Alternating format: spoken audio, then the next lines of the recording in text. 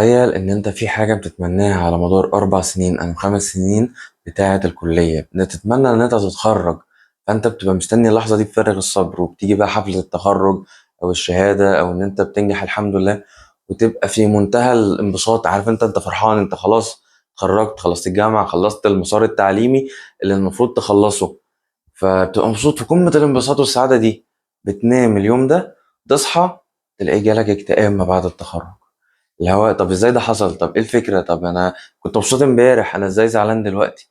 ودي كلها حاجات انا شفتها مع اصحابي الفترة اللي فاتت لما اتخرجوا. انا لسه متخرجتش، بس انا عايز اتكلم عن الموضوع ده، وحابب ان ممكن نوصل فكرة او نتكلم سوا ممكن يحل لك المشكلة دي. ده بعد التخرج هو موضوع حلقة النهاردة من دفتر العراف. بما ان انا في كلية هندسة، فانا كليتي 5 سنين، فانا شفت اكتئاب ما بعد التخرج ده على مرحلتين. المرحلة اللي كانوا صحابي فيها في كليات ال4 سنين، ومرحلة السنة دي كليات اللي هي ال5 سنين لما أصحابي اتخرجوا. فالفكرة كلها إن أنا جاي أتكلم معاك إيه اللي حصل. يعني الناس دي كانت مبسوطة وفرحانة، واللي هو خلاص أنا هخلص وهشوف شغل، واللي مش عارف هيعمل إيه، واللي عنده خطط كتير ومبسوطين، وحفلة التخرج هتتعمل والشهادة ومش عارف إيه، ويجري في الورق وي وي وي وي. وبعد كده أكلمه تاني يوم ألاقيه زعلان، ألاقيه متضايق، ألاقيه في حالة اكتئاب، إن هو مش مبسوط أصلا، مش عايز يعمل حاجة، ما عندوش طاقة ولا شغف ولا قدرة إن هو يكمل أصلا، ولا يسعى في أي حاجة. فالموضوع ده شغل بالي، اللي هو إيه اللي بيحصل. فأنا لما جيت دورت لقيت إن في حاجة اسمها اكتئاب ما بعد التخرج. والفكرة كلها إن هو اكتئاب ما بعد التخرج دي حاجة صغيرة من حاجة كبيرة جدا. وهو فكرة إن الإنسان بيخاف لما بيخرج من مكان لمكان تاني. وده اللي حصل لما كنا في ثانوية عامة ودخلنا الجامعة. الناس كانت خايفة، الناس ما كانتش مرتاحة في الجامعة في الأول، لأن هو مكان جديد، نظام جديد، سيستم جديد. سيستم تعليمي، بس برضه يعني مكان أنت لسه أول مرة تبقى فيه. فكنت قلقان شوية، خايف شوية. بعد كده تأقلمت على الموضوع. فالفكرة بقى إن الناس بتنسى إن الموضوع فعلا هي الدنيا كده. أنت كنت في مرحلة خلصتها، هتخش مرحلة جديدة. بس الفكرة إن المرحلة الجديدة بقى الناس بتخوفنا منها، اللي هو سوق العمل والشغل والحياة. وإن خلاص أنت حياتك اتدبست بقى، إن أنت المكان اللي أنت هتخش فيه هتفضل فيه. عارف أنت أوهام كتيرة بتتحط لنا قدامنا وبنشوفها كتير، وهي مش حقيقية، هي برضه ستيل أوهام. ده غير دماغنا بقى اللي هي ما بتتوصاش، تبدأ تفكر طب أنا عندي جيش، هضيع سنة، طب أنا هشتغل في المجال ده ولا المجال ده، طب المجال ده انسب ولا لا، طب المجال ده هيجيب لي فلوس ولا لا، طب انا هرتاح هنا ولا هسافر. عارف انت دوشه، عارف صداع. بجد الموضوع بتخش في صداع كبير جدا. وبتنسى حاجه مهمه جدا انا حابب اقولها في الاول، هو ان ربنا معاك. انت ليه ما بتسلمش الموضوع لربنا؟ انت لو سلمتها لربنا هتحس ان انت مرتاح، ان يبقى في حد معاك بيوجهك، او ان انت سايب املك وحملك وهمومك كلها على ربنا. ما هو ربنا مش هيخذلك، يعني طالما ربنا حطك في الكليه وقدر لك ان انت تتخرج منها، ما هو اكيد هيجيب لك شغلك وهيجيب لك حياتك. ما الفكره ان انت كلها تسعى. ما هو انت ايه في مقدرتك دلوقتي؟ هو السعي. فانت طول ما انت بتسعى، طول ما انت بتفكر، طول ما انت بتحاول، طول ما انت هتوصل لحاجه. لان الرزق بص، والشغل والحاجات دي ضمن شكل من اشكال الرزق. فانت ربنا مش هيقطع رزقك، فاهم قصدي؟ فانت ما تقعدش تفكر كتير بشكل يخليك يجيلك اكتئاب او تزعل او تتضايق. لا، انت خلصت مرحله، اجهز للمرحله الجديده. ممكن تحب ترتاح، عايز ترتاح تفصل، تاخد هدنه، مفيش مشكله. بس ما تخليش ان الراحه دي تقتل بقى اللي جاي، لان انت اللي جاي بقى حاجات كتير وتفكير كتير. لان برضو بيواجهك اول سؤال لما بتخلص، خلاص انت خلصت الجامعه، مفيش محاضرات، مفيش سكاشن، مفيش امتحانات، بتفضل نايم بقى، مش عندكش حاجه، ما عندكش هدف، ما عندكش حياه، ما عندكش حاجه تعملها، مش بتفكر في حاجه اصلا. فايه اللي بيحصل؟ دماغك ترجمة الخوف والزعل والحاجات دي لاشكال تانية ان هي بتأثر عليك. فانت لا، انت اول لما تحس ان انت داخل في اكتئاب ما بعد التخرج، اهدى، فكر، قول انا هعمل ايه، انا مطلوب مني ايه، انا عايز ايه. هتحس ان انت مثلا بتفكر طب انا هشتغل هنا ولا هنا، طب انا هشتغل في المكان ده ولا لا مش حلو فلوسه مش حلو، ولا هشتغل في المكان ده فلوسه حلوه بس تقعد تفكر بقى حاجات كتير.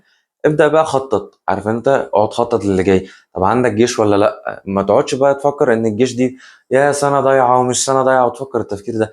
لا، هو انت ربنا حطك في المكان ده، هتتعلم حاجة. وعايز اقول لك على حاجة، كل الناس اللي خلصت جيش وعارفها بيقول لك يا ريت السنة دي ترجع تاني، من كتر ما هي كانت سنة، يعني مش هقول لك هادية، احسن من اللي هم عاشوه بعد كده. فالموضوع كله ان هو ما تقعدش تفكر بقى دي سنين هتضيع ومش سنين هتضيع. لا، انت رزقك مكتوب لك، حياتك مكتوبه لك، شغلك، مكانك، وظيفتك. فما تقعدش تفكر كتير، ما تقعدش تقول بقى طب انا هعمل ايه ومش هعمل ايه، طب فلان مش عارف ايه كان عنده واسطه فنزل اشتغل، انا ما اشتغلتش ليه، طب فلان ما عندوش اخوات فهيبدا يدور على شغل على طول، انا عندي اخوات فهنزل جيش. طب مش تفكر، ما تفكرش كتير بجد، اسمع مني. بطل تفكير في حاجات تأذيك، فكر في اللي عليك. انت دلوقتي عندك جيش، فخلاص جهز نفسك ان انت تخش الجيش. ايه اللي ممكن تعمله وانت هناك؟ مثلا ممكن يبقى ليك فرصة انك تذاكر او تشوف المجال بتاعك او الكارير بتاعك نظامه رايح فين. ابدأ اتعلم عنهم وشوف هم رايحين فين. اه انت مش بنفس القوة لو انت قاعد فاضي، بس على الاقل انت عارف الشغل ماشي ناحية ايه، فتبقى عارف انت رايح فين. طب مثلا انت متردد متوتر، حاسس ان انت لسه مش مستقر على مجال معين، عايز اقول لك ان دي مش مشكله ما بعد التخرج بس، دي بعد وقبل وفي كل حته. لان انا برضو بسال نفس السؤال لناس كتيره جدا، سالت ناس كتير اللي اشتغلوا واللي لسه ما اشتغلوش، اللي اتخرجوا واللي لسه ما اتخرجوش. الناس دي كل اجابتها ان هم ما نعرفش. والله يعني انا مش بضحك عليك، انا بقول لك الحقيقه. الناس دي قالت لي انا ما اعرفش انا نفسي في ايه، ما اعرفش انا عايز ايه. كل اللي احنا عملناه ان احنا خلصنا وبدانا نسعى، بنرمي السي في في اي حاجه، بنقدم في اي حاجه، وربنا كرم في المكان ده. فبيبداوا يشوفوا المكان ده هو كويس ليهم ولا لا، بيجربوا فتره، ما عجبهمش بيسيبوه يمشوا عادي جدا. ما تفكرش ان انت عشان دخلت شركة معينة او مجال معين فانت خلاص انا هفضل في المجال ده لحد ما اموت، لا خالص. انت ممكن تخش في مكان ما يعجبكش، تغير تروح مكان تاني والى اخره. الفكرة التانية اللي عايز اتكلم عليها، الناس اللي ما بيجيلهاش شغل في البداية. انا عايز اقول لك ان هو عادي ان انت ما تشتغلش اول لما تخلص، ان هو انت هتدور وهتتعب وهتشوف. ان انا شفت اصحابي كده، في اللي فضل 3 شهور عقبال ما اشتغل وربنا كرمه وبقى معيد، وفي اللي فضل بتاع 6 9 شهور عقبال ما اشتغل واشتغل في بنك لأنه خريج تجارة. وفي ناس قبل ما تتخرج أصلا كانت اوريدي شغالة. فالشغل أو كده ما تقعدش تفكر، لأن دايما سوق العمل عايز ناس.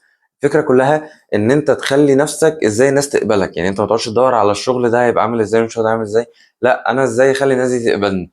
فأنت مثلا لو هتشتغل في مكان معين لازم يبقى عندك المهارات اللي المجال ده عايزها، عشان لما تقدم يبقى عندك فرصة كبيرة إنك تتقبل. لكن أنت مثلا خلصت الكلية 4 سنين بس بطيخة بقى قاعد في البيت، ما لأ، ما تقعدش في البيت، دور. انت مثلا عايز تشتغل في مجال معين، شوف المجال ده محتاج ايه، محتاج كورسات، محتاج لغة، محتاج مش عارف حاجة معينة، سكيلز معينة. المكان بيدي مثلا كورس او تدريب عشان تخش تشتغل معاهم، عادي جرب ودور وشوف هتلاقي حاجات. دايما انا بقتنع ان في فرص عمل كتير موجودة، بس احنا اللي بندور غلط او بنقدم في الوقت الغلط. فلا، اعرف المكان ده عايز ايه وطالب شغل عامل ازاي فهتعرف تقدم فيه. لان هو بص، هي علاقة عاملة زي 1+1=2، اللي هو عبارة عن ايه؟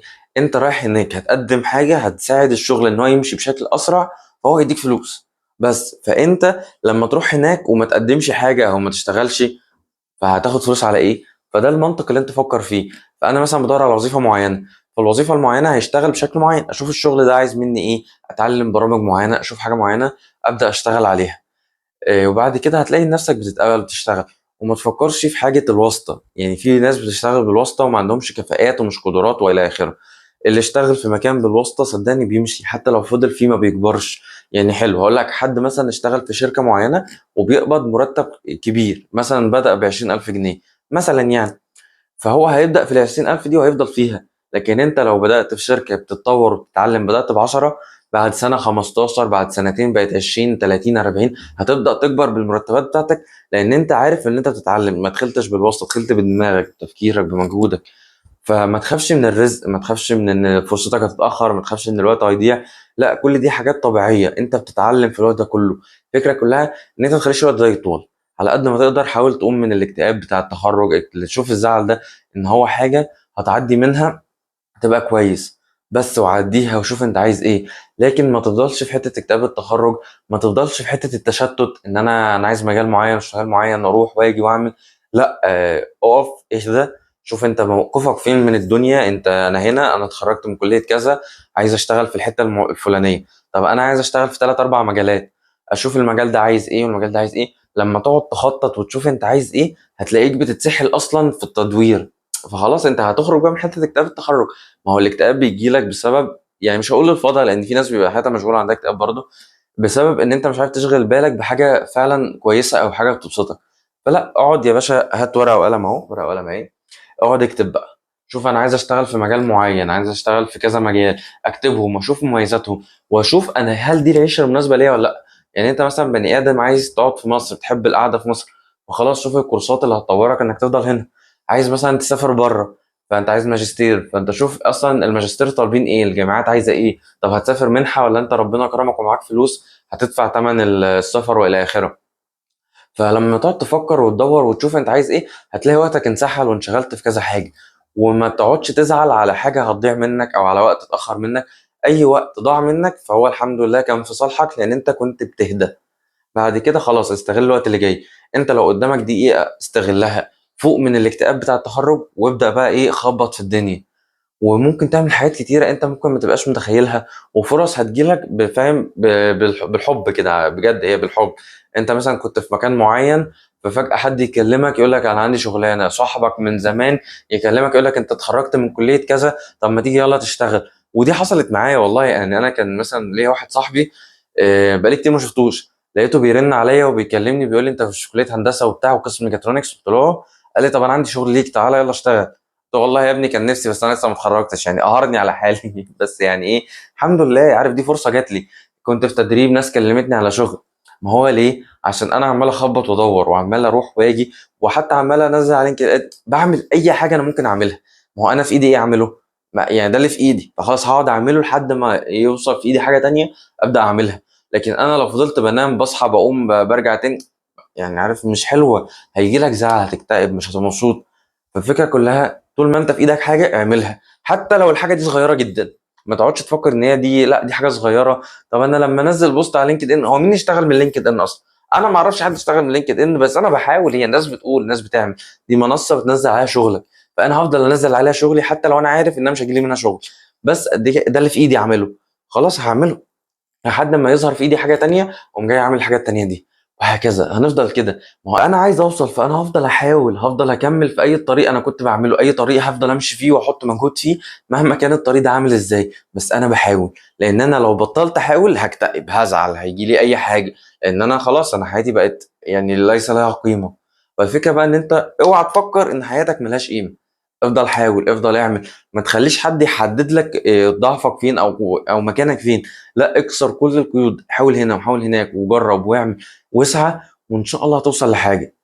وبجد اتمنى ان الناس كلها يعني تفوق من حاله زي دي وتوصل لحاجه كويسه. لان انا هبقى مبسوط بيكم جدا. يعني انا مبسوط لما حد يكون اشتغل في مكان او وظيفه او في حياه هو بيحبها، لان دي حاجه حلوه، حقق احلامك. الفرحه حلوه، الفرحه معديه، والزعل برضه معدي.